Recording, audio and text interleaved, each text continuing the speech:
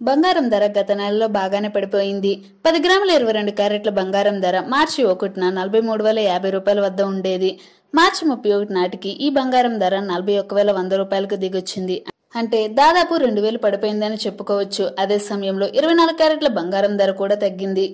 24 క్యారెట్ల 10 గ్రాముల బంగారం ధర మార్చి 1న 46,970 రూపాయల వద్ద ఉండేది. ఇక అదే విధంగా మార్చి 31కి వచ్చేసరికి బంగారం ధర 44,840కు పడిపోయింది. అంటే బంగారం ధర 2,130 రూపాయలకు పతనమైందని చెప్పుకోవచ్చు. బంగారం ధర తగ్గడం పసిడి రేటు ప్రేమికులకు ఊరట కలిగించే అంశమని చెప్పుకోవచ్చు. బంగారం ధర బాటలోనే వెండి కూడా నడిచింది. వెండి ధర మార్చి 1న 73,300 వద్ద ఉండేది.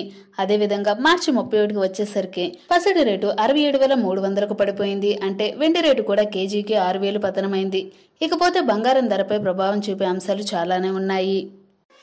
చూసారుగా ఫ్రెండ్స్, ఈరోజు బంగారం వెండి ధరలు ఏ విధంగా ఉన్నాయో. ఇలా కనుక ప్రతిరోజు గోల్డ్ న్యూస్ తెలుసుకోవాలి అనుకుంటే వెంటనే మా ఛానల్ని సబ్స్క్రైబ్ చేసుకోండి. అలాగే పక్కన బెల్ బటన్ కూడా క్లిక్ చేయండి. Thanks for watching this video.